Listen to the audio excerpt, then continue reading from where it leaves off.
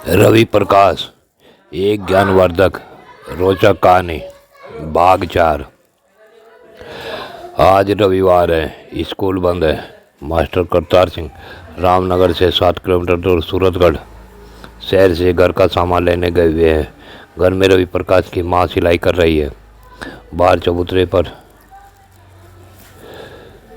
तेरा बैठा रवि प्रकाश अपनी पुस्तकों की जिल्द बांध रहा है। यह घर काफ़ी दिनों से बंद पड़ा था। इसमें सांप और भूतों का भय था। शशि के बाबा ने यह महल नुमा मकान बनाया था, परंतु अपने बेटे अर्जुन सिंह की लंबी बीमारी के कारण भूता मकान कहकर ताला बंद कर दिया था। कुछ समय पश्चात इस महल में डाकुओं का गिरोह रहने लगा। ठाकुर करण सिंह ने यह मकान अपने एक नौकर को दे दिया। डाकुओं ने वहाँ सुम लाकर छोड़ दिए। वहाँ सांप लाकर छोड़ दिए और नौकर भी सांपों का मकान कहकर छोड़कर चला गया। जब मास्टर करतार सिंह रामनगर में आए तो इस गांव में मकान एकांत में लेने की सोची, जिसमें वे अपने छोटे से परिवार को अपने पास रख सके। किसी दूसरे के मकान में साथ साथ रहना मास्टर जी को पसंद नहीं था, क्योंकि वह तो अपने बेटे को राम के समान महान बनाने के सुपन देख रहे थे। गांव वालों ने बताया कि ठाकुर करण सिंह का मकान है तो एकांत में, परंतु वहाँ सांप और भूत दोनों रहते हैं। मास्टर जी का पूरा परिवार प्रभु भक्त था, सो भूत और सांप का भय न मान मास्टर जी ठाकुर अर्जुन सिंह से मिले तो अब पुलिस कप्तान थे। सो ताला खुल गया। मकान की आंतरिक स्थिति देख सीआईडी कप्तान ठाकुर अर्जुन सिंह समझ गए कि यहाँ डाकुओं का अड्डा है। अब भूता मकान की सफाई हो गई और मास्टर जी बच्चों को ले आए। आज शशि का मन काफ़ी उदास था। मोहिनी ने पूछा, बेटी 3 दिन से तू काफ़ी उदास है, क्या हो गया है तुझे? कुछ नहीं हुआ है मम्मी, शशि बोली। अगर तू बीमार हो तो मुझे बता दे, तुझे क्या बीमारी है? मम्मी, मुझे कुछ बीमारी नहीं है। मुझे आप एक बात बताओ, जो इंसान चाहे क्या कर नहीं सकता? क्यों, क्या बात है? शशि की मम्मी ने पूछा। क्या ख्वाब पूरे नहीं हो सकते? मम्मी, आज तक मैंने कुछ नहीं छुपाया मम्मी, परंतु मुझे क्या हो गया है मैं भी नहीं जानती। शशि कहते कहते सिसक पड़ी। तुझे क्या हो गया है शशि? बात ही बात में ये आंसू कैसे? तुझे क्या चाहिए जो मिल नहीं रहा? किसके ख्वाब देख रही है बेटी? क्या किसी को मन में बसा लिया है या तुझे किसी ने धोखा दे दिया? मैं देख रही हूँ कि 3 दिन से तेरे कमरे की लाइट सारी रात जलती रहती है। शशि कुछ कह तो नहीं सकी, बस रोकर गले से लिपट गई। तभी भंगन आ गई, बोली, लड़की को क्या हो गया है ठुकराइन? मोहिनी बोली, 3 दिन से शशि स्वप्न में डरती है। इतना सुनते ही भंगन बोली, वो तुम्हारी सांपों और भूतों वाली हवेली है न, उसमें जब से मास्टर आए हैं न भूत रहे न सांप। कभी वे भूत तुम्हारे इस घर में आ गए हो? शशि बोली, क्या कहा तुमने? हमारे भूता मकान में मास्टर रहता है? कितने बच्चे हैं उसके? भंगन बोली, एक लड़का है, 2 लड़की हैं। लड़का बड़ा सीधा साधा है, आनंद नगर में पढ़ने जाता है लड़का। लड़की घर में ही रहती है, पढ़ती है। शशि ने सोचा, हो सकता है रवि हो। उससे ये तो पूछा ही नहीं कहाँ रहता है वो।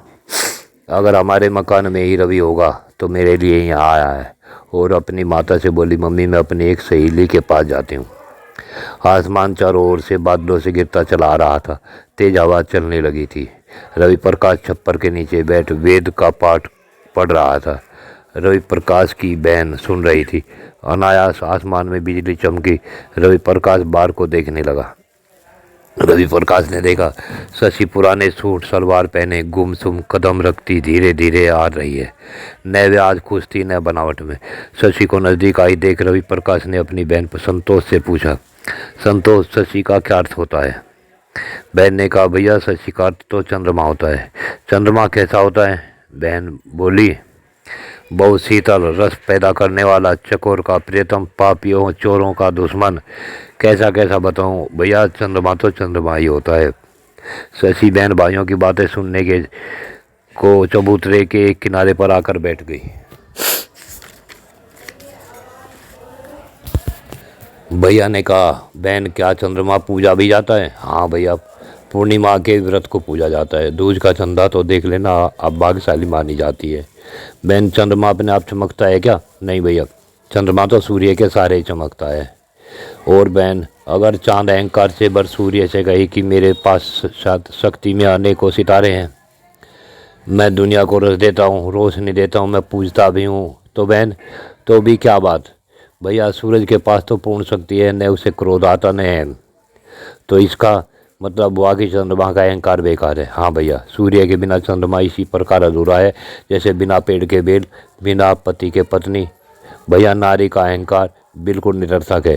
जो नारी अहंकारी होती है वह कभी सुख नहीं प्राप्त कर सकती। इतने में ही बूंदें पड़ने लगी। रवि प्रकाश ने कहा, बहन सभी पुस्तकों को अंदर ले जा। जब संतोष अंदर चली गई तो रवि प्रकाश बोला, शशि बूंदों में भीग कर किस अग्नि को बुझा रही हो? रवि, आपको समझ पाना मेरे लिए आसान नहीं है। शशि बोली, समझने की क्या बात है शशि, कहाँ है तेरे भाई की गोली? रवि तड़प कर शशि बोली, किसी का दिल दुखाना अच्छा नहीं होता शशि, यह अधिकार मुझे नहीं है। बारिश जोर से होने लगी। रवि ने शशि से कहा, क्या अंदर नहीं चलोगी? शशि चुपचाप रवि के पीछे पीछे चल दी। अंदर एक कमरे में रवि एक कुर्सी पर बैठ गया। शशि खड़ी हो दीवारों पर बनी चित्रकारी देखती रही। जगह जगह संस्कृत के लिखे श्लोक और उनके नीचे हिंदी में अर्थ। रवि बोल, क्या बैठोगी नहीं शशि? शशि बैठकर कहने लगी, आप इंसान है या काम की बात कर शशि? मैं तुझे आज बहुत उदास देख रहा हूँ, क्या कारण है? शशि और उदास हो गई और बोली, आप अभी अपनी बहन से कह रहे थे कि चांद को सूरज का सहारा चाहिए, बेल को पेड़ का और औरत को मर्द का। हाँ शशि, मगर विद्यार्थी को बुद्धि का सहारा चाहिए। आपको अपनी विद्या की कसम रवि, मैं आपको अपना पति मान चुकी हूँ। इतनी कम उम्र में यह सब संभव नहीं है शशि। मेरा लक्ष्य है विद्या प्राप्त कर समाज में कुछ बनना। उसके बाद ही माता पिता की इच्छा पर ही पत्नी के बारे में विचार करूँगा। आपकी उम्र कितनी है रवि? यह तो कोई नहीं जानता कि उम्र कितनी है, लेकिन जितने दिन भी जिंदा रहूँगा सच्चाई के साथ रहूँगा। मेरा यह मतलब नहीं है रवि। तो काम की बात करो शशि। मैं समझ नहीं पाई, अब आप किस काम की बात करने को कहते हो? तू मेरे पास क्या लेने आई है? मैं आपको समझाना चाहती हूँ रवि, मैं आपकी एक भी बात नहीं समझ पाई। आपका क्या रास्ता है? आप इस प्रकार की बातें करते हैं कि मेरा मन रो पड़ता है। मुझे अपना लो रवि, आपको मेरी कसम। शशि, मेरा समझना क्या है? मैं सतपथ कर रही हूँ। मुझे न असत काम पसंद न असंत बातें ही पसंद।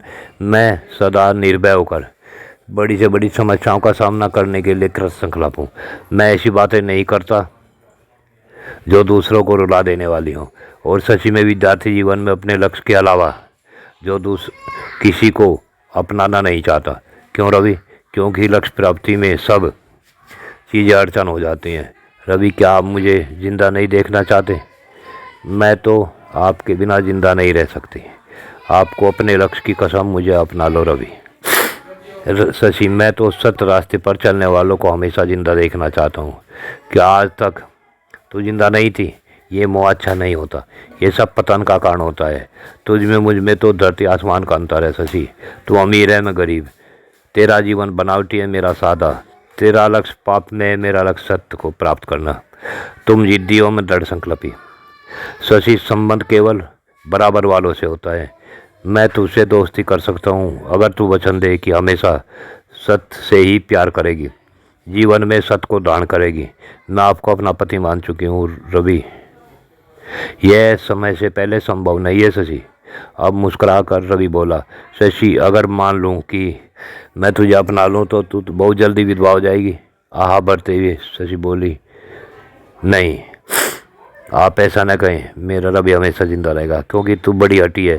किसी दिन तेरी नाजायज हट हुई, मैं मानूंगा नहीं, और तेरे भाई की गोली मुझे मार कर तुझे नहीं।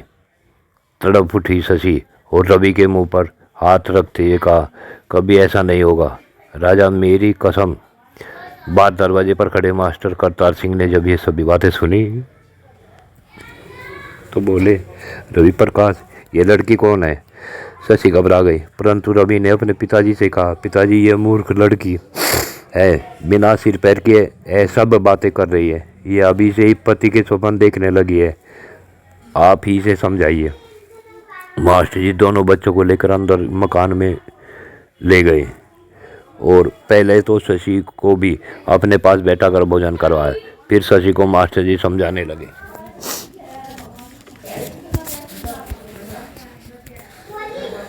बेटी, तुम किसकी पुत्री हो? मास्टर जी, मेरे डैडी पुलिस कप्तान ठाकुर अर्जुन सिंह है और जिस मकान में आप है हमारा ही मकान है।